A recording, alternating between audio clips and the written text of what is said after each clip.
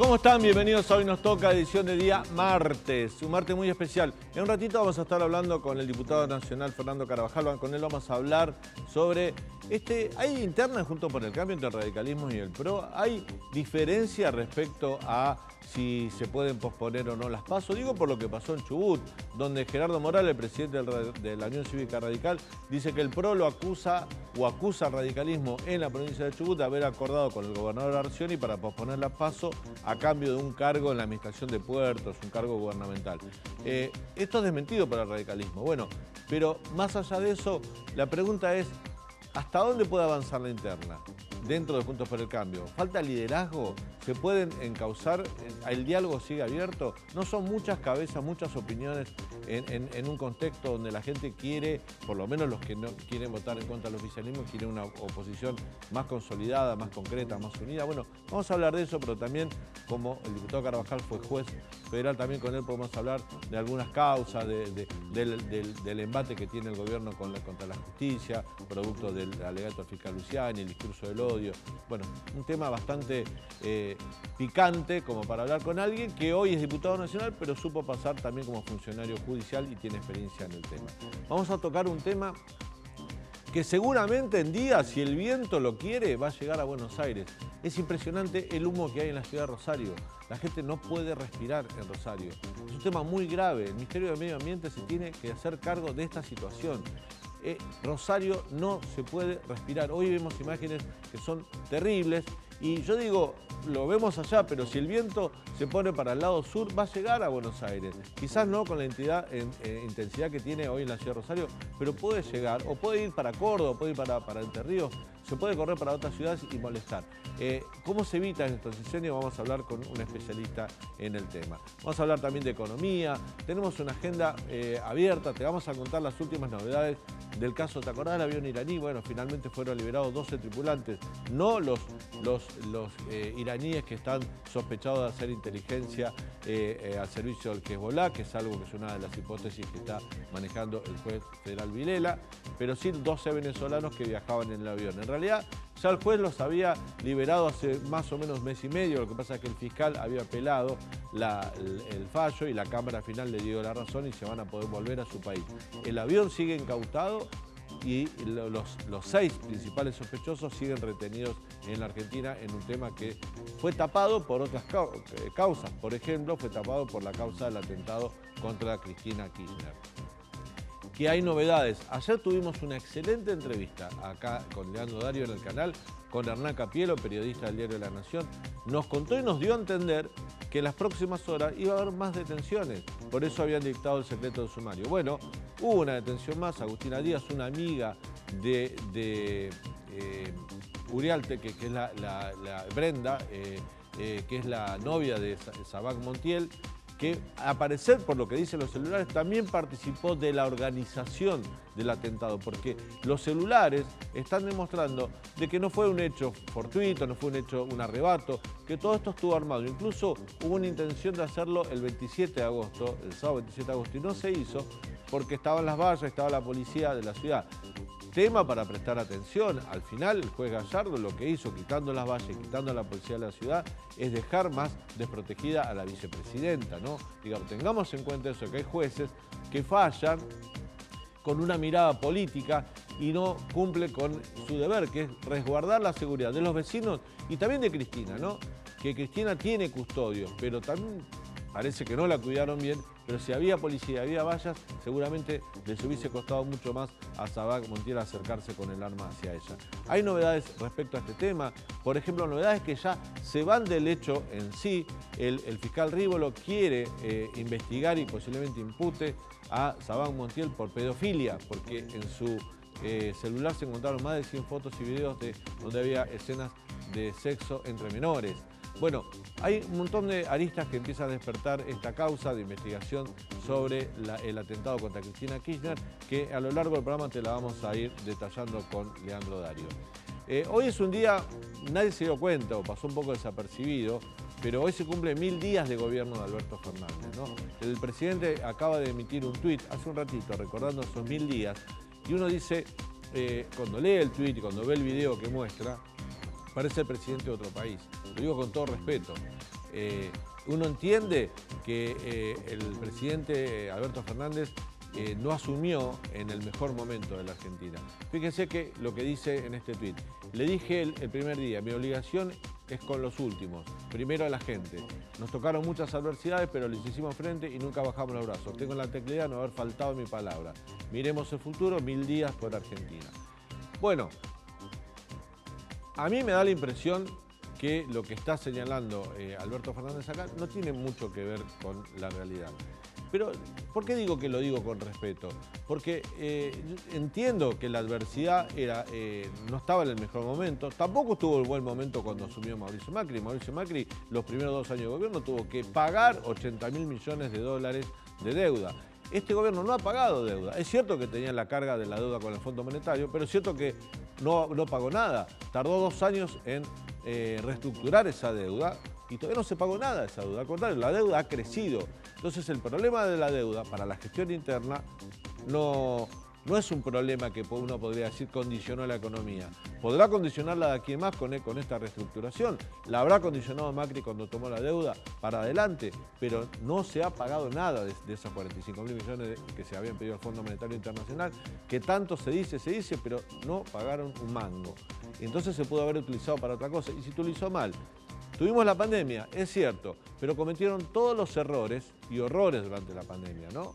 El mal manejo en la compra de vacunas, el rechazo de la compra de vacunas Pfizer, que estaban a disposición 11 millones de dosis, por el proyecto político de Vladimir Putin y comprar vacunas Sputnik, que nunca llegaron en tiempo y forma. El presidente había anunciado en diciembre del 2021 que íbamos a tener, recuerdo en el 2020, perdón, había anunciado que íbamos a tener 14 millones de vacunas para marzo, de las 2 dosis, o sea que íbamos a tener 14 millones de vacunados en marzo. No llegaron ni el 10% de esa cantidad de vacunas en ese tiempo. Después empezó a llegar AstraZeneca, que había sido también un negocio de un amigo del gobierno, con un pool mexicano, que también fracasó. Y habíamos tenido 11 millones de vacunas Pfizer disponibles para comprar y las rechazamos. Y encima de eso, que fue un error de estrategia política, que fue un error por tener un acuerdo político con Rusia, se descuidó la salud de la población. Pero a todo esto hay otro error, que ya que más que error es un delito, que fue el vacunatorio VIP, que también sucedió durante estos 1000 días que dice el presidente Alberto Fernández se hizo todo por la gente. Yo siempre digo, y lo escribí en el diario La Nación, que es uno de los delitos más fuertes y más criticables desde la historia de la democracia moderna. Es mucho más fuerte el vacunatorio VIP, es una humilde opinión, que los juicios por corrupción que se están llevando adelante en Comodoro Pi. ¿Saben por qué? Porque la gente se estaba muriendo, porque se necesitaban vacunas. Y cuando no había vacunas, gran parte de esas vacunas se las quedaron ellos. La investigación que está llevando adelante ahora la justicia ya no se circunscribe solamente al vacunatorio VIP, circuito que funcionaba entre el Hospital Posada y el Ministerio de Salud. Hay alrededor de 30.000 personas que se vacunaron con anticipación y de modo privilegiado. Todos cercanos al gobierno, todos militantes, jóvenes, militantes, familiares, choferes. Yo recuerdo que antes de que se conozca el vacunatorio VIP hubo una poblada en el pueblo de Piedrabuena, en la provincia de Santa Cruz, porque no habían vacunado a nadie del único hospital que hay, a nadie del personal sanitario, y se había vacunado el intendente, su padre, que era ex-intendente, la esposa del intendente, el chofer. La gente salió a la calle cuando no se conocía lo que era el vacunatorio VIP. Eso ha pasado también en estos 1000 días. Y después la fiesta de Olivos, mientras estábamos encerrados, mientras nuestros hijos no podían ir al colegio, en Olivos había fiestas, en Olivos había recepciones. Hasta la mascota del presidente, ese hermoso perro Dylan que tiene el presidente, podía recibir a su adiestrador en la Quinta de Olivos y nuestros hijos no podían ir a la escuela. Durante la pandemia se cerró todo, se cerró la economía demasiado tiempo, innecesariamente. Hubo modelos de otros países donde se hizo mucho mejor. Entonces hubo horrores y delitos. Eso durante la pandemia. Y después cuando empezamos a salir, a asomar la cabeza, empezaron todos los problemas dentro del gobierno. ¿Por qué? Porque perdieron las PASO en septiembre del año pasado, el kirchnerismo empezó a cuestionar, se empezaron a pelear entre ellos, la economía no tenía un rumbo, la inflación empezó a crecer y hoy tenemos proyectada una inflación para este 2022 que va a estar cerca del 100%. Tenemos una inflación que nos está comiendo el poder adquisitivo. Hace 3 años los jubilados tenían una jubilación mala, pero esa jubilación significaba 2/3 de lo que necesitaba una canasta básica para no ser pobre. Hoy esa jubilación es 1/3 de esa canasta básica que se necesita para ser pobre. Y todos los jubilados que cobran la mínima y un poco más están debajo de la línea de indigencia. Asumió Sergio Massa, mucho viaje a Estados Unidos, mucho acercamiento, mucha prolijidad, mucho hacer los deberes. Y a lo mejor está bien, hay que mostrar un poco de seriedad. Por ahí no está mal. Pero antes de irse dejó un recorte totalmente inequitativo. ¿Por qué? Porque se la agarraron con educación, se la agarraron con los fondos de las prestaciones de los discapacitados. Nos quitaron un auto con chofer de la administración pública. No eliminaron un cargo de asesor, no eliminaron un cargo político. Crecieron las plantas, tanto en los organismos descentralizados públicos como AISA, como en los ministerios. Tomaron más personal y necesariamente no hacía falta personal en la administración pública. ¿Sabe qué hace falta? Hace falta que el Estado genere condiciones para que el sector privado pueda absorber trabajo. Y hoy no lo puede hacer, porque tiene todas las trabas encima. No resolvieron un problema, agravaron el problema de la inflación. No pudieron solucionar como se merecía o como correspondía al tema de la deuda. Habían anunciado un acuerdo con la deuda externa, con la deuda con el FMI. Todas las banderas que levantaron, la sobretasa, el tiempo, todos esos anuncios no se cumplieron. Y hoy Alberto Fernández celebra los 1000 días diciendo, con felicidad, primero a la gente.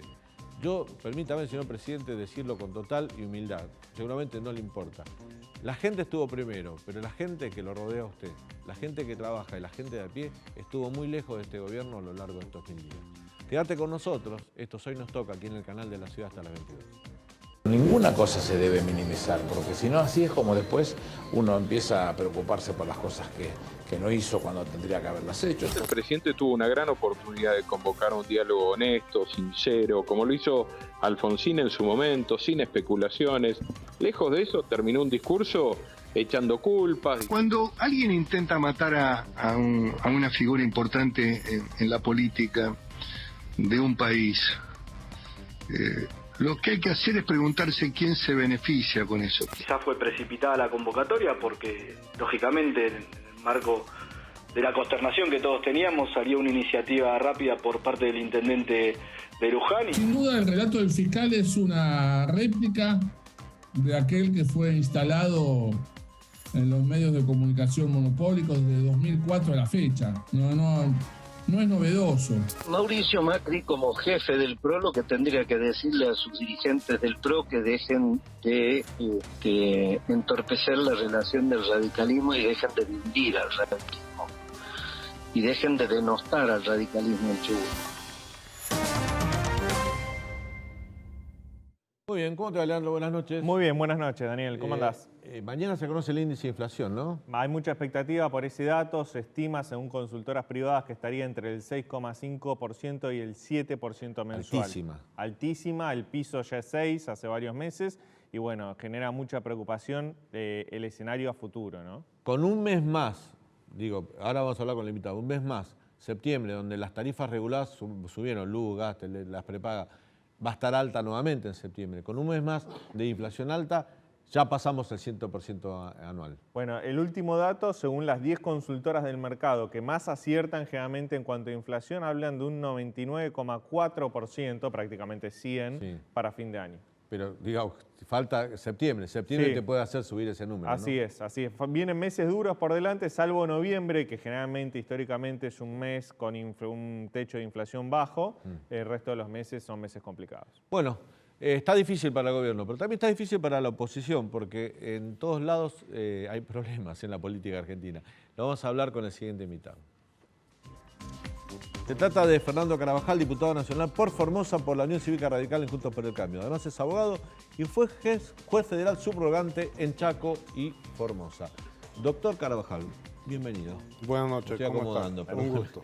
Bienvenido, ¿cómo le va? Bien, bien, muy bien. Bueno, está muy picante, hay mucha pelea en Juntos por el Cambio entre el radicalismo y el PRO. Hay discusiones internas, pero permítame decirle, yo entiendo a veces la sociedad nos reclama que nos juntemos, Pero hay que entender que las disputas internas dentro de los partidos políticos no son una anomalía, no son algo extraño, son parte de la vida propia de cualquier agrupamiento político. Yo creo que claramente Juntos por el Cambio tiene un proceso de reorganización que fundamentalmente creo que tiene que ver con la reconfiguración del radicalismo. Esta alianza nació en el 2015 bajo una impronta muy fuerte de una candidatura que estaba muy instalada, que era la de Mauricio Macri, a la cual el radicalismo acompañó, recordemos, con una fuerte discusión interna, pero finalmente esa discusión la convención de Gualeguaychú se salda y todo el partido acepta acompañar esto. No, aceptan competir. Digamos. Por eso compitieron se con acepta, un candidato pero propio que fue Ernesto Sanz, perdieron la interna y se quedaron. Claro. Eso implica aceptar, ¿no? Porque Sí, digo, claro. si uno va a una paso Y con se alguien, pierde, tiene que acompaña al que estar gana, dispuesto claro. Y esto fue lo que pasó con el radicalismo. El radicalismo ha crecido, se ha consolidado, ha recuperado banderas. Creo que el contexto político ha reposicionado al radicalismo frente a la sociedad.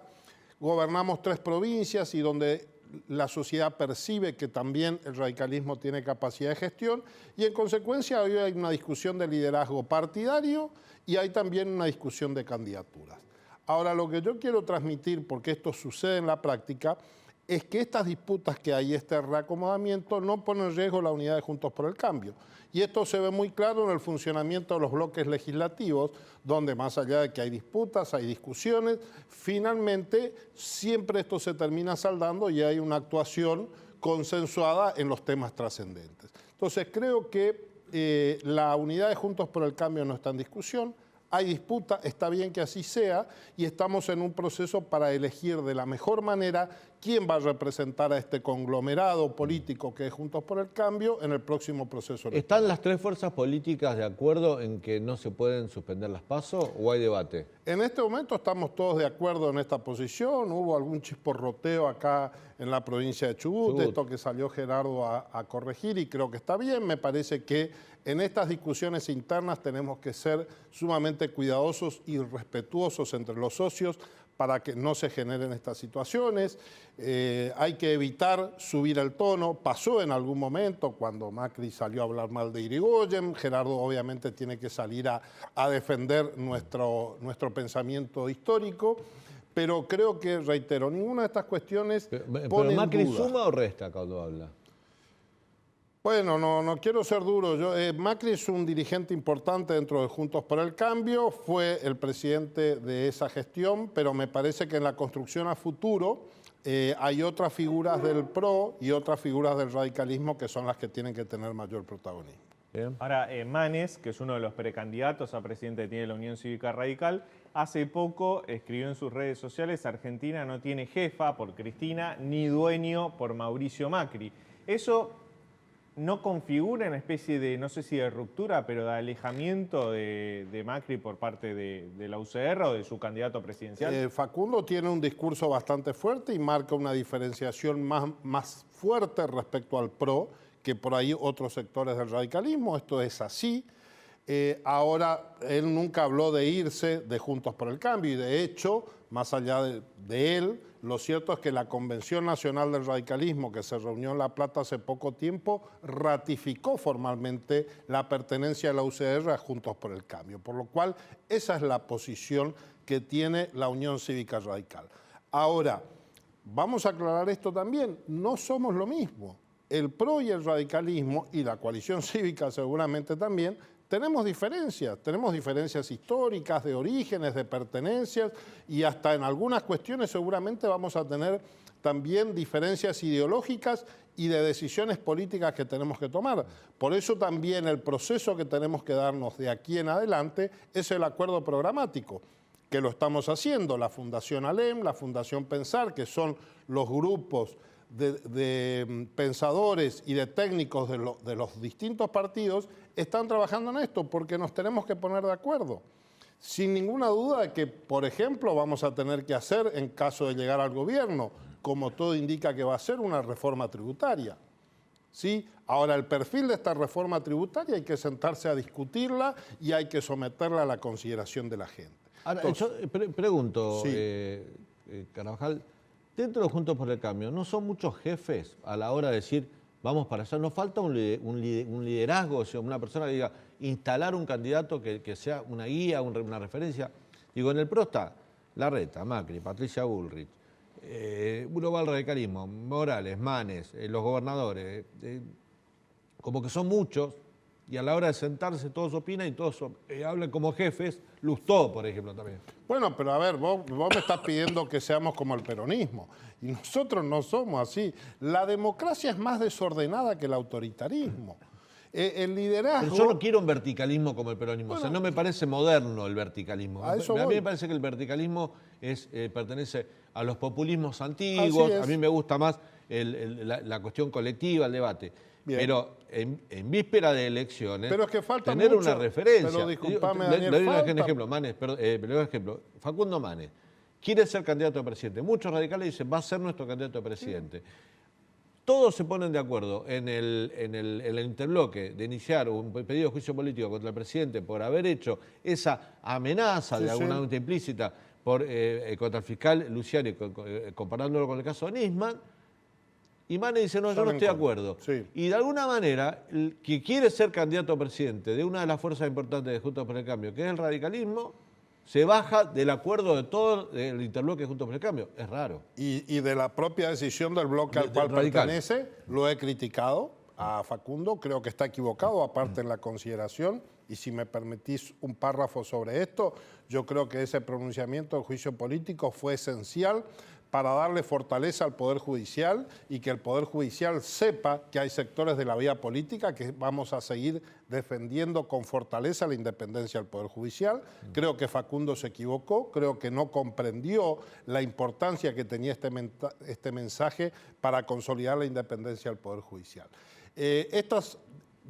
Permitime este análisis. Sí. Hay que entender que falta mucho todavía para las elecciones. Es cierto que la debacle del gobierno, la incapacidad de Alberto Fernández de gobernar, la crisis de liderazgo de este gobierno hace que los tiempos electorales se hayan acelerado. Pero lo cierto es que estamos a por lo menos un año de las elecciones y a un año y medio de la finalización del gobierno. Por lo cual yo lo que le pido a la sociedad es que nos tengan un poco de paciencia, sabiendo de que tenemos estas disputas que son parte de la vida democrática, que tiene que ver con que no somos una fuerza constituida alrededor de un liderazgo, sino que somos una fuerza plural y en crecimiento, lo cual genera discusiones.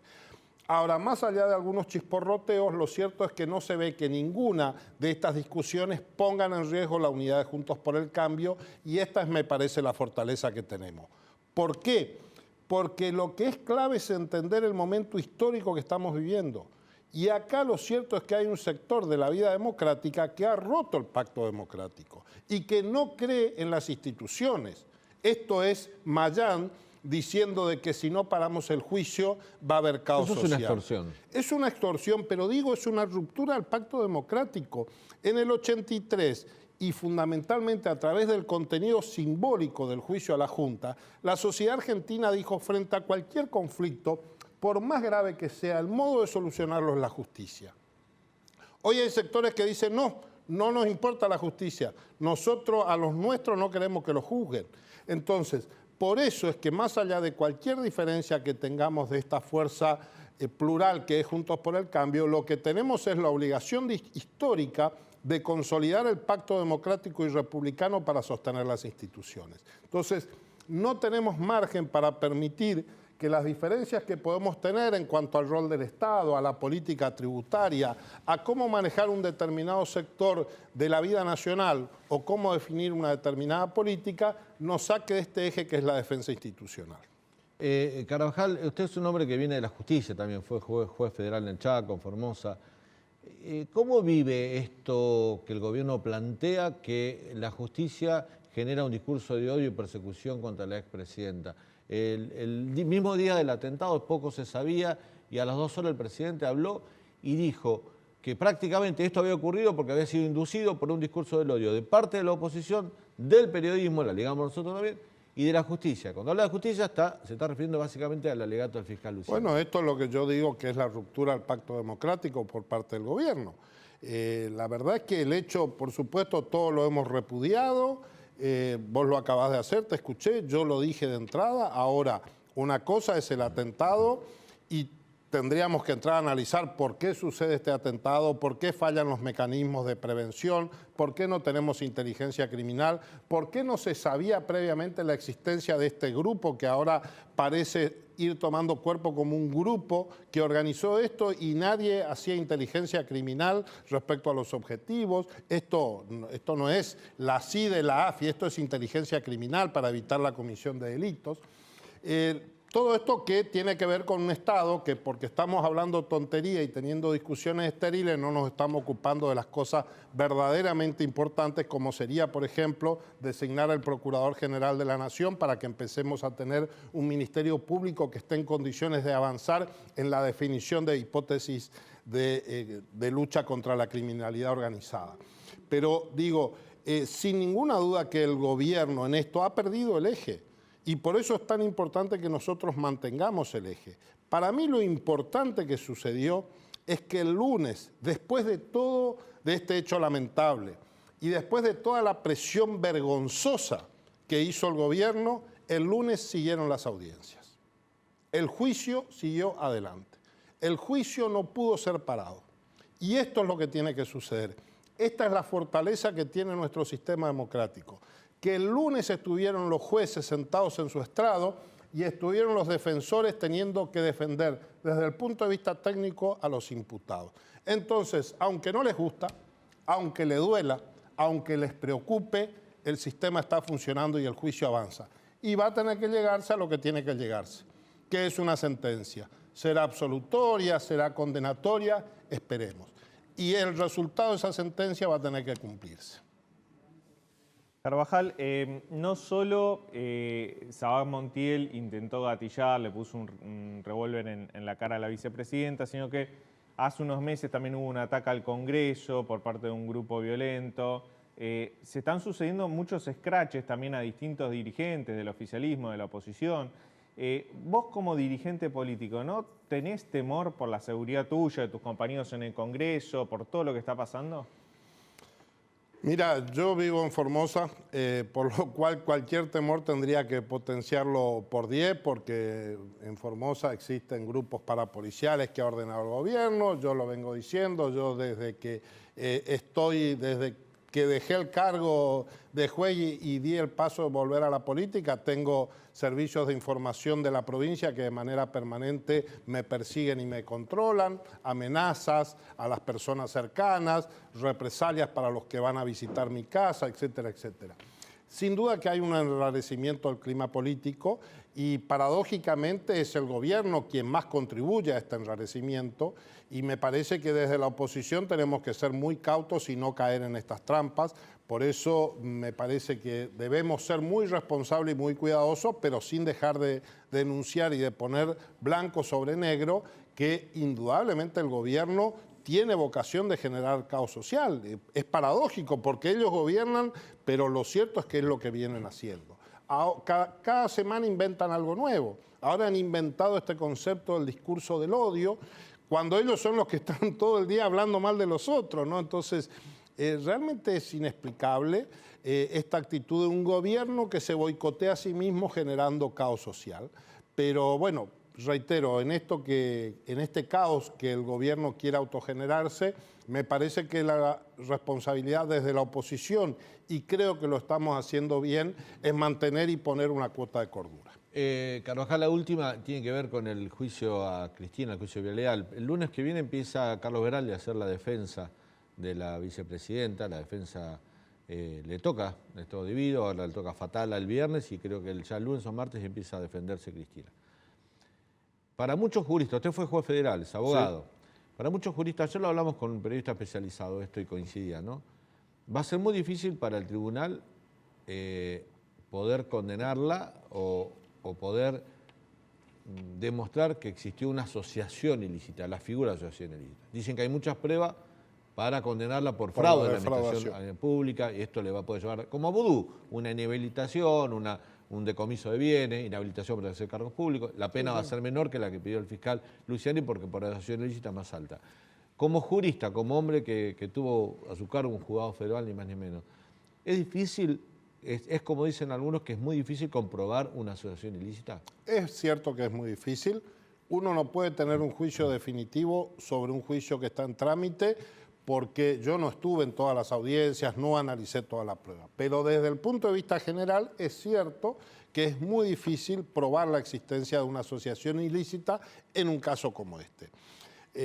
A ver, yo me tocó ser, no lo dijiste, pero fui también en algún momento juez en la provincia de Corrientes. Me tocó. Me dijeron, no, también no está. Subrogante en el Chaco y. Sí, también, pero también me tocó sí. Y de hecho en su momento intervine en todos los procesos en los cuales se lo juzgó y se lo condenó al ex gobernador Romero Félix. Claro.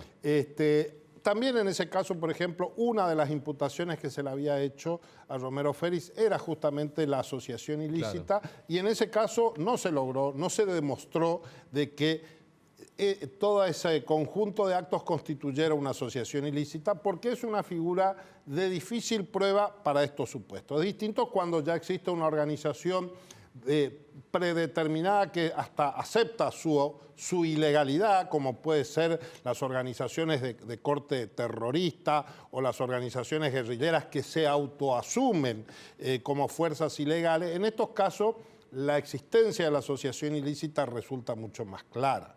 En estos casos es cierto que es difícil. Pero bueno, esto es algo que tendrá que disponerlo al tribunal. No está mal que los fiscales, si entendieron que la prueba era suficiente, lo hayan propuesto. Los defensores seguramente dirán que no, y esta es la labor que tienen los jueces de decir si la prueba es suficiente para considerar que se probó o no la asociación ilícita. Si se rechaza no es un escándalo, no es que los fiscales actuaron mal, simplemente la prueba no fue suficiente. Y si eventualmente saliera una sentencia absolutoria, tendríamos que también la sociedad y aún quienes tenemos una posición política determinada, aceptar de que es una sentencia dictada por tribunales legítimos y constitucionales, y en todo caso lo que no nos gusta es recurrirlo y tratar de que otro tribunal lo resuelva. Diputado, gracias. Un gusto tenerlo en el programa. Gracias. Bueno, vamos a ir a un breve corte. Cuando volvamos vamos a hablar de una propuesta que viene de un sector empresario que necesita importar. Es una especie de blanqueo de dólares, ¿no? Un nuevo blanqueo. Pero no vino del gobierno hacia los empresarios. Esto es lo raro. Los empresarios le van a reconocer al gobierno que tienen dólares afuera no declarados y los quieren blanquear para pagar importaciones. Un tema bastante delicado. Ya volvemos.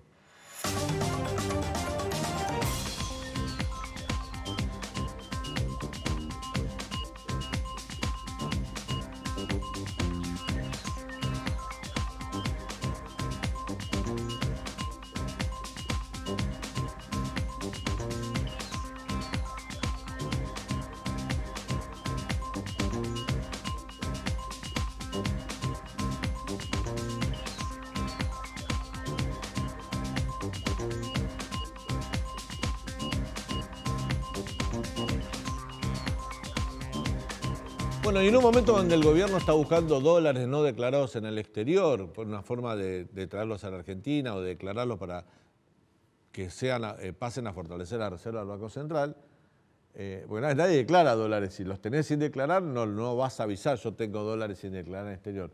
Pero hay una propuesta de Cejera bastante particular, ¿no? Sí, es una propuesta de un grupo de empresarios que le acercaron hoy al secretario de Comercio Interior y Exterior, que es Matías Tombolini, para que los empresarios que tengan dólares sin declarar, esto es, dólares en el colchón, en una caja de seguridad, dentro o fuera del país, que puedan hacer una especie de blanqueo y destinar justamente esos dólares para pagar importaciones, insumos que necesitan para producir en sus empresas aquí en la Argentina. Recordemos que esta propuesta viene porque el Banco Central y el propio gobierno están pisando las importaciones, es decir, están algunas autorizando y otras no, porque no tiene dólares el Banco Central para pagarlas, y porque el gobierno básicamente no quiere devaluar. Devaluar es una forma de conseguir dólares. Entonces, como no quieren devaluar y no tienen dólares, pisan las importaciones, y lo que están haciendo los empresarios es quejarse porque no pueden importar insumos necesarios para producir bienes aquí en la Argentina, en la industria, por ejemplo, o en distintas pymes. Y por eso los empresarios dicen, bueno, si nosotros conseguimos dólares, si nosotros conseguimos financiamiento a través de estos dólares no declarados, ¿por qué no utilizarlos para importar estos insumos, así como el gobierno, porque esto lo ponen en igualdad de condiciones, así como el gobierno autorizó un blanqueo para la construcción, ¿por qué no hacen un blanqueo para la importación de insumos para la producción aquí en la Argentina. Bueno, vamos a hablar de esto con uno de los integrantes de este grupo de empresarios que hizo esta propuesta al gobierno, el siguiente invitado. Se trata de Marcelo Fernández, presidente de CEGERA, Confederación General de Empresarios de la República Argentina. Además es empresario, fue diputado nacional entre el 2005 y el 2009. Fernández, ¿cómo le va? Bienvenido. Hola Daniel, Leandro, ¿qué tal? Buenas noches. Un saludo a todos los televidentes del canal de la ciudad. ¿Cómo están? Bien, estábamos pensando, ahora vamos a meternos en el proyecto, pero en un momento donde el gobierno sale a cazar dólares que están en negro, en el exterior, que quiere traer dólares, blanquear dólares porque necesita, aparece, nadie los va a declarar si no los tiene, ¿no? Y aparece usted diciendo, mire, hay empresarios que tienen dólares sin declarar. Si nos permiten blanquearlo para traer importaciones, para pagar importaciones, nosotros los ponemos en el circuito. Pero no están reconociendo de alguna manera que el gobierno diga, bueno, mira, no te doy esto, pero dame los dólares. Porque hay un reconocimiento. Sí, más que reconocimiento es una necesidad. Ojalá fuera todo porque realmente se quiere normalizar y que la Argentina funcione a pleno y que los dólares que tenemos los argentinos estén en el circuito oficial y mucho más los que están en el exterior, que lamentablemente no están acá. Sí. Pero digo, si el dólar está guardado en un colchón, en una caja de seguridad, es prácticamente lo mismo que esté acá que esté afuera, ¿no es cierto? Pero si, como recién explicaba tu colega, perfectamente, parece que hubiera estado en la reunión, porque igual ya creo que lo hemos planteado. Tiene buena información. En otras oportunidades. El tema es, claro, pero digo, si nosotros estamos diciendo que números más, números menos, hablan de 150, 160, 170 mil millones de dólares en poder de los argentinos en el país. Fíjense que la Argentina creo que es el tercer país en el mundo en tenencia de dólares detrás de Estados Unidos y Rusia. O sea, los argentinos tienen dólares. Si no los tiene el Banco Central en este momento de coyuntura, y lo dicen ellos permanentemente y los funcionarios, no entiendo el motivo por el cual no le permiten al empresario, para no parar su producción, justamente para no detener esa recuperación que estábamos teniendo en algunos sectores productivos industriales, usar dólares que pueden ser de él, pueden ser de su empresa, pueden ser de un vecino, de un amigo, pueden ser de ustedes, que quieren en este momento tener unos ahorros y se lo quieren prestar a algún amigo, algún empresario conocido, y que bueno, sabemos de la diferencia del tipo de cambio, no somos tontos, porque cualquier televidente va a decir, pero ¿cómo lo voy a poner, lo voy a dar a 2.70 si lo vendo en el blue, si en el oficial está claro, a 145? Perdón, el de 145 no se consigue. Y si vos no ponés el de 2.70 que vos decís, hoy billete, la semana que viene, el mes que viene, el otro mes, por ahí, ¿cuánto te cuesta estar parado? Ahora, Fernández, lo que sí demuestra esta propuesta de ustedes es que los sectores productivos están al límite en cuanto a su capacidad de insumos importados. Se están quedando sin stock, necesitan salir a comprar, porque evidentemente si hacen esto porque no tienen más, se acabó el stock y necesitan salir a comprar. Digo, va a haber muchos problemas de producción. Pero por eso mismo lo estamos diciendo. Pero a ver, no es tonto en un país donde todos tendríamos que supuestamente tirar para el mismo lado, que vos tengas una cifra aproximada, como te dije, de 180 mil millones de dólares, como dicen los economistas y los entendidos, guardados en los argentinos en algunos lugares, y que no estemos disponiendo de 500, 600, 1.000, 2.000 millones de dólares que se pueden necesitar de acá a fin de año para que la producción no pare. Hay sistemas para que pensemos en esto. Es una buena manera de atraerlos a la producción y justamente, como te decía, no detener a aquellos sectores que se están recuperando y que ya por números, algunos ya estaban superando los niveles del 2018 en cuanto a la producción. Quiere decir que nos íbamos acercando a los niveles que teníamos cuando la capacidad industrial instalada estaba muy cerca del 80, 90%, y que estábamos con pleno empleo y producción. Así lo estaban arrojando algunos números. Y eso ayudaría también a la inflación, es decir, si hay mucha producción, a frenarla. Entonces uno se pregunta, sé que tal vez parezca descabellado o loco lo que uno está diciendo, pero si lo planifican, lo reglamentan, lo tecnifican, lo convierten en ley, en DNU. Y otra cosa muy importante, lo entiende la oposición y no genera chicanas.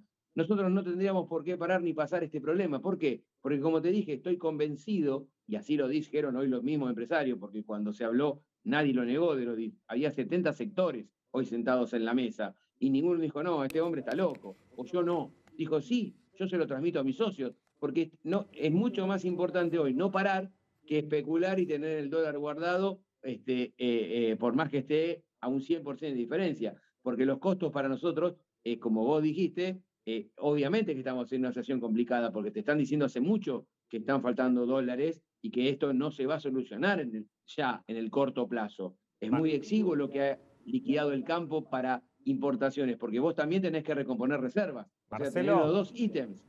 Sí. Marcelo, ¿cómo garantizar que estos dólares, si este proyecto avanza, que estos dólares no declarados que se ponen para las importaciones, no tengan un origen ilícito, es decir, no sean fondos mal habidos? ¿Cómo se garantiza eso? Muy buena pregunta. Nosotros estamos diciendo que hay que hacer una declaración jurada donde vos te tenés que, tenés que dejar bien en claro que no son ni de narcotráfico, ni venta de armas, ni de la trata, ni de ningún, origen ilícito, como vos decís. Está muy buena tu pregunta, justamente. Hay que decir esto. Ahora, tampoco podemos ser tan hipócritas, porque lo sabemos de hace muchos años, y se dice en todos los gobiernos que me ha tocado escuchar y convivir como empresario, que la economía argentina tiene un 40% en negro. ¿Me equivoco? Entonces, sabemos que existe una economía en negro. Muy bien. Esa economía en negro es del comercio, de la producción, de algunos sectores. Yo no digo que tenga que ser admitido y estoy diciendo vamos justamente a que todos operemos en esa manera. No, pero sabemos que existe y sabemos que hay algunos que los tienen esos dólares. Bueno, muy bien, si los pueden usar y los tienen para usar, bueno, hay que atraerlos de cómo usarlos. Pero como vos bien decís, hay que, y lo dijimos hoy, una declaración jurada que justamente no provienen de nada de eso, sino que ha provenido de tu ahorro, de tu trabajo, en fin, de ahorro, de negocios, de una propiedad, no sé, de donde lo puedas tener, pero que eso nos va a ayudar hoy a continuar produciendo, porque este cuello de botella es una pena que ocurra en un momento de recuperación. Fíjate que, como decíamos siempre, debe ser el único país que un ministro de Economía se fue en pleno crecimiento, con un índice de crecimiento. Bueno, acá también sería muy tonto que teniendo tantos dólares argentinos estemos frenados porque en este momento de coyuntura el Banco Central se ha ido sin dólares. Marcelo, ¿cuál fue la respuesta que les dio Tombolini cuando ustedes le plantearon esta propuesta? Mirá, la acogida fue muy buena. Obviamente no se escuchó, no te puede dar una respuesta porque él no es AFIP, no es el Banco Central, ni tampoco es el ministro de Economía. Creo que estas tres personas que te mencioné, tanto Miguel Pese como Sergio Massa, como Carlos Castañeto, deberían urgente, en base a esta propuesta, mejorarla, perfeccionarla, estudiarla, lo que quieran hacer, pero sí tratar de implementarla, porque fíjate, algo increíble, se hizo con los edines, o sea, vos tenés un blanqueo para la construcción y para la inmobiliaria, ¿sí? Perfectamente se ha hecho y funcionó. Es más, se sancionó la ley hace muy poquito en el Senado, que estaba justamente para ser tratada. El Senado, cuando nosotros quisimos intervenir y proponerle modificaciones, también te diría que los senadores lo tomaron muy bien esto. Queríamos modificar y agregar que no solamente fuera para la construcción y para el inmobiliario, sino también para la industria, para compra de bienes de capital y para insumos que no se fabrican en el país, que se pueda blanquear de esta manera. ¿Qué pasó? Lamentablemente el ministro de Economía tenía que ir a la Cámara Argentina de la Construcción en la convención que se hizo la semana pasada y tenía que ir con la ley aprobada, con lo cual no se podían introducir nuestras modificaciones porque tendría que haber vuelto a diputados. Entonces eso lo hubiera demorado. Bueno, muy bien, lo entendemos. Ahora, esto hay que tratarlo urgente. La respuesta no solamente de Tombolini, también lo fue de Ignacio de Mendiguren, también lo había sido de Daniel Scioli cuando fue ministro, y te diría de los legisladores que lo hemos hablado, inclusive hasta miembros de la oposición hoy al gobierno, porque entienden que es un momento de coyuntura y que si de alguna manera queremos atraer esos dólares que hoy son improductivos, bueno, esta es una muy buena ocasión.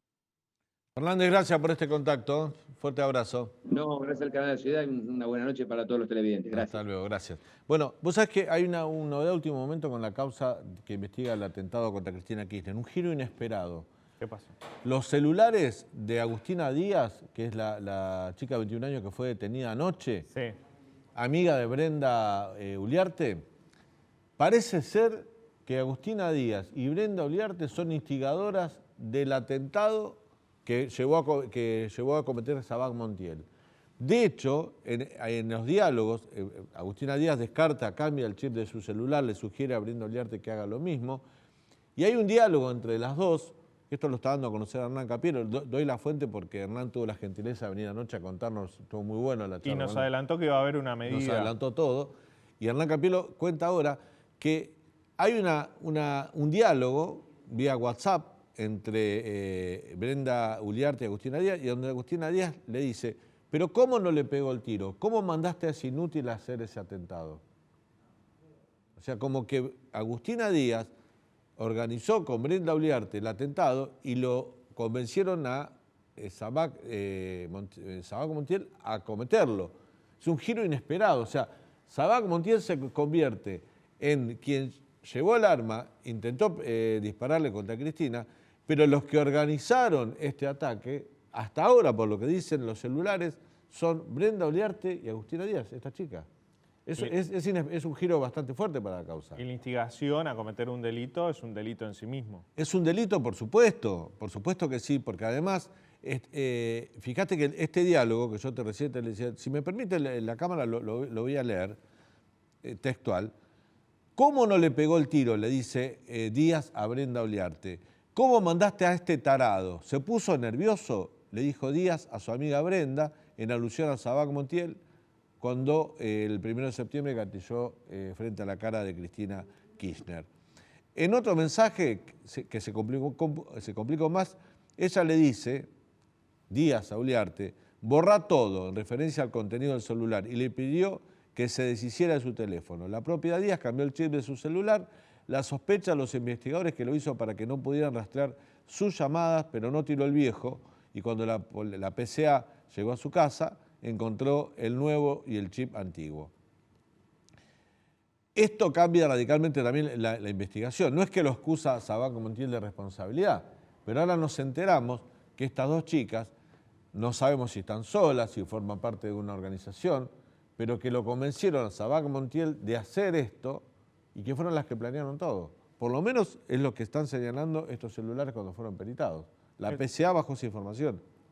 Es una causa que todo el tiempo tiene nuevos giros y nuevas personas involucradas, la verdad que es muy impactante. Y la otra novedad es que Cristina Kirchner se presentó como querellante en esta causa y eso le va a permitir a su abogado tener acceso al expediente, digamos, por más que exista secreto de sumario. Eso le va a permitir tener información, por ejemplo, cuando cierran, cuando los jueces decretan secreto sumario, nadie que no esté involucrado en la causa puede tener acceso al expediente. Bueno, por eso Cristina hoy se presentó como querellante. Pero la novedad es bastante fuerte, Sí, estos diálogos, sino cómo mandaste a este tarado, cómo no le salió el tiro. Se lo dice la amiga Agustina Díaz a Brenda Uliarte y el tarado es Sabac Montiel.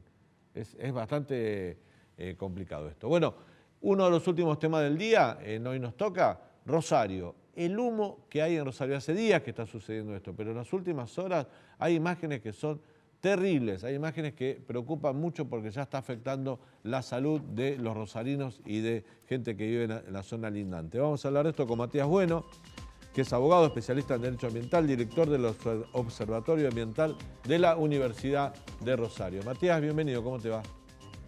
Hola, muchas gracias por invitarnos. Bueno, ¿por qué no pueden parar estos incendios en el delta del Paraná? Que hoy fue terrible en la ciudad de Rosario, ¿no? Vos estás allá.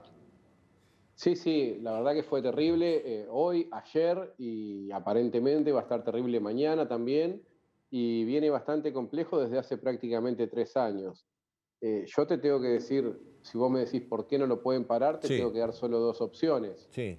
O son demasiado inoperantes o son parte del problema. Cuando digo son, me refiero a las autoridades nacionales y provinciales que están a cargo de la resolución del problema, tanto el ministro Cabandier como los gobernadores Bordet, Perotti y Kicillof, que son quienes intervienen en el Comité de Emergencia Ambiental que la Corte Suprema de Justicia de la Nación ordenó su conformación en su momento para resolver esta problemática. ¿Pero son incendios intencionales, Matías, estos? ¿Se hacen son por incendios intencionales que se hacen que para liberar el campo para poder sembrar? ¿Se hacen intencionales para qué? En el fondo existe todo lo que es una transformación en el uso del suelo que se está dando en nuestro país y también en la región. En lo que es el Gran Chaco se hace a través del desmonte con topadora, acá se está utilizando el fuego. Dentro de las distintas hipótesis se habla de emprendimientos ganaderos principalmente, que hay miles y está sobrecargado de ganadería, y también en emprendimientos inmobiliarios y en acciones como para bajar el precio de los terrenos, etc. El tema es que hace muchos años atrás se utilizaba la técnica del uso del fuego para poder limpiar campos que estaban con pastizales secos. En la actualidad, la naturaleza no está exactamente igual que años anteriores. Estamos ante una tercera niña, o sea, estamos ante un tercer año de sequía, con lo cual no hay lluvias en la región, y estamos ante una de las bajantes más pronunciadas de los últimos 140 años del río Paraná, con lo cual nos encontramos con un territorio totalmente diferente, donde hay menos agua, mayor cantidad de tierra, esa tierra se quema y no solamente se enciende la parte que es pastizal. Acá hay una gran cantidad de bosques en las islas y toda esta región y estos suelos prestan enormes servicios ambientales. Cuando hablamos de servicios ambientales hablamos de la generación de oxígeno, hablamos del filtrado del agua, del control de inundaciones y de retención del agua para que no fluya tan rápido. Hablamos también del transporte, de la alimentación, del consumo de agua. Y todos estos servicios se están viendo cada vez más perjudicados justamente por estos incendios, porque pasa el fuego y luego, en su mayoría, en la mayoría de los lugares, pasa el ganado y es muy difícil de recomponer el territorio. Y el combo explosivo es la calidad del aire con toda esta problemática que está pegando en este momento en las distintas ciudades, no solamente en Rosario, tenemos San Lorenzo, Villa Constitución, San Nicolás, Granadero Baigorria, distintas localidades que están todas en las costas, que estamos con un aire de malísima calidad cuando el humedal nos debería brindar justamente un aire de excelente calidad. Matías, muchas personas dicen que las autoridades no hacen nada porque esto no pasa en Buenos Aires. Este es un canal de la ciudad de Buenos Aires. ¿Qué mensaje le darías a las autoridades políticas que están mirando con respecto a lo que vos vivís día a día y los rosarinos viven día a día con este humo? Bueno, las autoridades políticas conocen muy bien la situación. Lo importante cuando se habla de Buenos Aires es que la sociedad esté al tanto de lo que está pasando. Muchas gracias por el espacio. No, por el espacio, acá se entera cuando el viento viene para acá, porque es así, digo, claro, pasarlo, claro. Claramente, y acá respiramos cuando el viento va para allá también. Claro. O sea, estamos en ese tema. Acá claramente hay un fracaso en cómo se encara la política, porque nosotros tenemos un enorme gasto de miles de millones de pesos y de recursos humanos y de infraestructura para combatir el fuego. Pero permanentemente se va a apagar un incendio que ya está provocado. Nosotros lo que necesitamos es que las autoridades trabajen la prevención del fuego y trabajen sobre proyectos de negocios sostenibles para que los productores puedan emprender otro tipo de acciones económicas que sean sustentables en el tiempo. Porque hoy la ganadería, como está en este momento, es absolutamente insostenible. La agricultura no puede llegar al lugar tampoco porque es otro tipo de tierra y se está devastando, se está generando un ecocidio sobre el humedal. Yo entiendo que Cabandier, si no tiene la posibilidad de resolver el problema o no quiere resolverlo, el mensaje es, por favor, que dé un paso al costado y que permita que venga alguna persona con ideas en la materia ambiental y que pueda convocar a los gobernadores para resolver este problema, porque esto es un problema político, esto no es un problema técnico o científico. Matías, te hago la última muy breve, que nos quedamos sin tiempo. ¿Es cierto que dentro de sus propias casas, en algunos sectores de Rosario, la gente está con barbijo por problemas de salud, dentro de su propia casa, no en la vía pública? Bueno, yo no sé qué pasa dentro de cada hogar, pero sí hay recomendaciones en muchos momentos de usar barbijos y el humo penetra distintos hogares. Hay lugares donde están mejor cerrados, más herméticamente, etcétera. Pero si ustedes vieran las imágenes, el aire está blanco, o sea, sí. Uno camina por la calle y ve todo blanco hacia adelante como que fuera la neblina cuando uno va por la ruta, bueno, está penetrando adentro de la ciudad y es humo y es malísimo para la salud. Y hay gente que estamos todos afectados con problemas, con dificultad para respirar o comezón o lo que fuere, pero hay gente que tiene alergia, que tiene POC, que Claro. tiene enfermedades crónicas respiratorias, que están mal, están asustados y la verdad que la están pasando horrible. Entonces no tengo duda que podría llegar a haber personas que estén utilizando algún método de protección incluso dentro de sus hogares. Matías, gracias por este contacto. Ojalá se solucione pronto esto. Vamos a seguir Muchas el tema. gracias a ustedes. Gracias. Bueno, nos vamos que nos pasamos de tema. Noticia de último momento. El año que viene en la Ciudad de Buenos Aires las clases van a comenzar el 27 de febrero y van a terminar el 22 de diciembre. El ciclo lectivo previsto por el gobierno de la ciudad es de 192 días, 12 días más de lo que prevé la ley 25864. ¿Por qué es esto? Para seguir recuperando contenidos perdidos durante la pandemia. Las jornadas de capacitación docente, que muchas veces dejan sin clase a los chicos, el año que viene se van a realizar los sábados, para que por ese tema los chicos no pierdan días de clase. Bueno, esta fue la última noticia. Gracias por habernos acompañado. Mañana nos reencontramos, 9 de la noche, aquí en el canal de la ciudad, con esto que es Hoy Nos Toca, donde te contamos todo lo que sucede en Argentina y en el mundo. Hasta mañana.